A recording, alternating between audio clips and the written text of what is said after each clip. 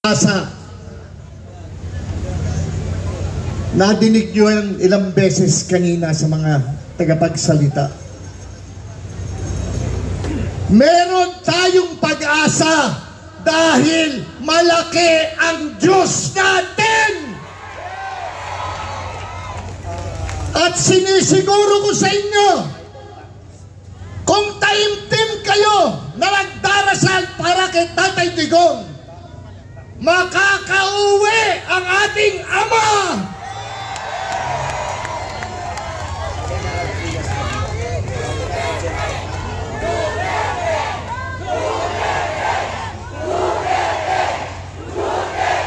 Hinuhusgahan na nila si Tatay Digong. Kriminal daw. Kinalabit niya ba ang gatilyo? Siya ba ang pumaril? Siya ba ang pumatay? Hindi! Pero ano ginagawa nila? Ginagawa nilang kriminal ang ating Ama. Ang presidenteng pinagtanggol ang mga Pilipino, lalo na pinakamahihirap na mahirap.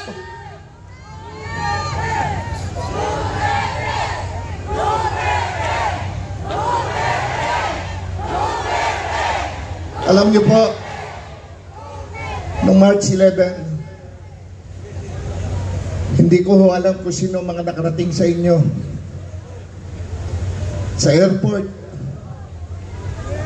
sa Villamor Air Base.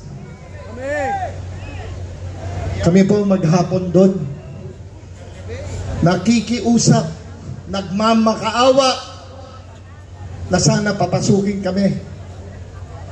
Makita man lang. Ako po, sinabi ko na sa mga sundalo, huwag nyo na akong papasukin. Nagmamakaawa ako sa inyo. Papasukin nyo si Atty. Torion at Atty. Vic Rodriguez. Ayaw. Meron daw strict orders na walang pwedeng papasukin. Nakita nyo bang nakapasok ang ating Vice President Sara Duterte? Hindi rin nila pinapasok. Ano ang pakiusap ng ating Tatay Digong? Hintayin ko lang ang anak ko. Abogado ko siya. Si Inday Sara yon. Pero ano ang sinabi?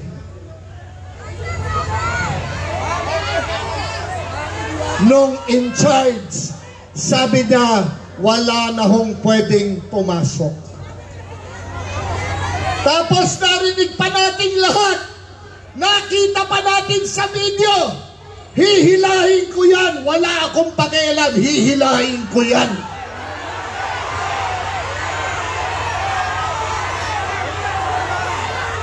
Ay, ito lang po, tandaan nyo, hindi natutulog ang Diyos. Kung ito man ay nangyari, may gagawin ng ating Panginoon Diyos para kay Tatay Digong at para sa bansang Pilipinas.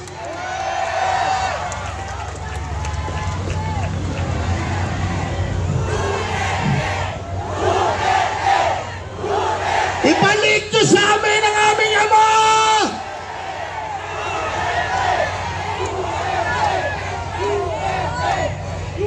Balik nyo ang aming Ama!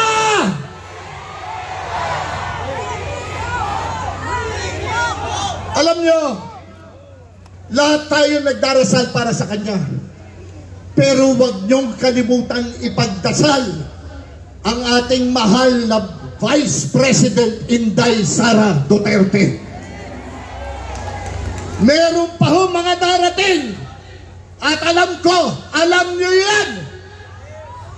Nagpe-prepara sila para sa impeachment. Nagnakaw daw si Inday Sara. Naniniwala ba kayo doon? Ay, ito naman ang sakin. At sa 32 million na nagtiwala at nagmamahal sa ating Bibi Sara, walang magnanakaw na Duterte. Sabay-sabay, walang magnanakaw na Duterte. Walang magnanakaw na Duterte. Walang magnanakaw na Duterte.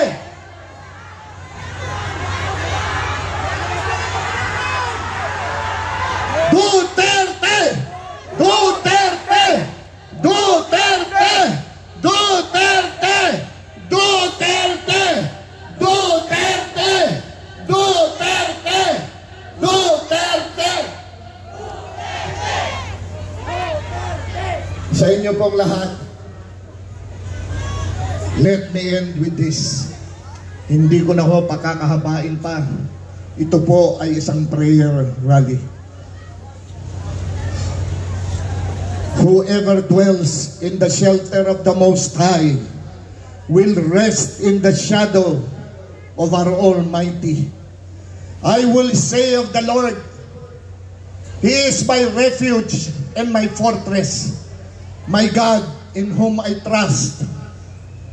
Surely He will save you from the faller's snare, Tatay Digong, and the deadly pestilence.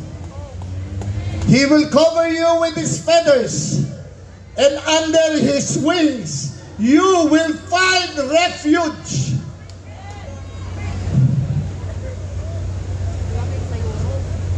His faithfulness will be your shield, Tatay Digong, and your rampart. Amen.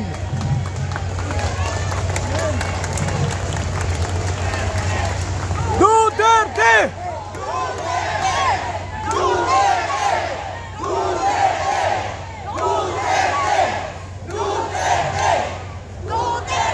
Sa atin pong lahat, buong Pilipinas, buong mamamayang Pilipino,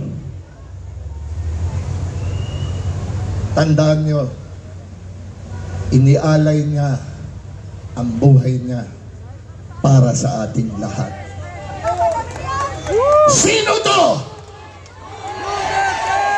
Duterte!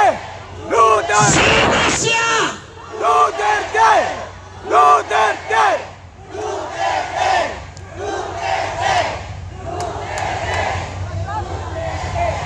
Huling paalala. Tandaan nyo, this is a prayer rally. Hindi tayo nakikipag-away. Inilalabas lamang natin ang lahat ng bigat na nasa ating salubin. Kaya